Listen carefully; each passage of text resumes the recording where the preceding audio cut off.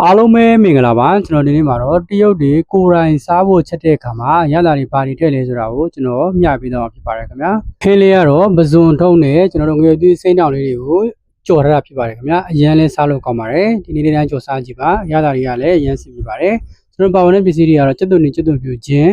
ငွေသီးစိမ့်တောင်လေးတွေပေါ့နော်ခုလိုမျိုးပြင်ဆင်ပေးထားပါမယ်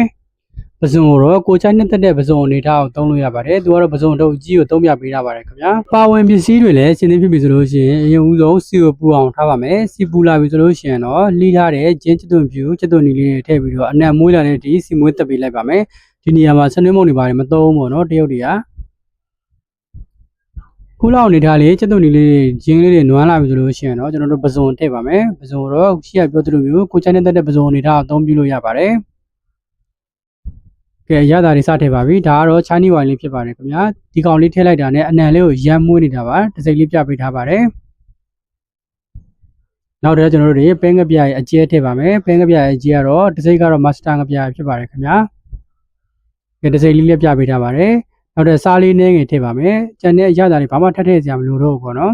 master ငပြရဲ့မှာရတာတွေအကုန်ပါပြီးသားဖြစ်တဲ့အတွက်တစ်မျိုးတည်းနဲ့ကြော်တာဖြစ်ပါတယ်ကျွန်တော်တို့အပြင်မှာကြော်တယ်လို့မျိုးတကြားတွေစားတွေချုံမုံတွေစက်သားမုံတွေလိုက်ထည့်စရာမလိုတော့ပါဘူးအချိုမုံတွေတကြားတွေစက်သားမုံတွေစားမှကြောက်တဲ့သူတွေဆိုလို့ရှိရင်တော့ဒီငပြိုင်တစ်မျိုးတည်းကိုအသုံးပြုတာကောင်းပါတယ်အစပိုင်းမှာတော့စားရတာအဆင်မပြေပေမဲ့နောက်ပိုင်းစားရများလို့ရှိရင်တော့အဆင်ပြေသွားမှာဖြစ်ပါတယ်ခင်ဗျာဒီပစုံလေးတွေကိုဟိုဘက်ဒီဘက်လှန်ပြီးတော့ကြောက်ကြော်ပေးထားမှာဖြစ်ပါတယ်ရေလုံးဝမထည့်ပါဘူးခင်ဗျာရေလုံးဝမထည့်တဲ့ဟင်းဖြစ်တဲ့အတွက်ကြကြလေးလည်းစားခံပါတယ်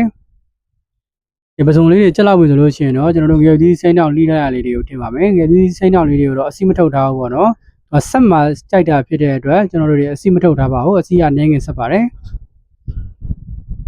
ငယ်သီးလေးတွေထည့်ပြီးဆိုလို့ရှိရင်တော့အခုလိုမျိုးလေးပဲကျွန်တော်တို့ငယ်သီးချက်တဲ့အထိနွမ်းသွားတဲ့အထိချုပ်ပေးလိုက်တာနဲ့အရန်စားလို့ကောင်းတယ်ပစုံတုံးနဲ့ငယ်သီးစိမ့်ကြော်လေးရပါပြီခင်ဗျာဒီနေ့လေးတိုင်းကြော်စားကြည့်ပါအနံလေးမွေးပြီးတော့ရန်အောင်မှာစားလို့ကောင်းတဲ့ဟင်းလေးဖြစ်ပါတယ်ခင်ဗျာကြည့်ရှုအားပေးနေတဲ့လူတော်တိုင်းကျေးဇူးထူးထူးပါတယ်ခင်ဗျာဒီဗီဒီယိုလေး channel တက်တယ်ဆိုလို့ရှိရင်တော့ like and share လုပ်ပေးသွားဖို့တောင်းဆိုချင်ပါတယ်ခင်ဗျာအားလုံးကျေးဇူးတင်ပါတယ်ခင်ဗျာအားလုံးပဲ bye bye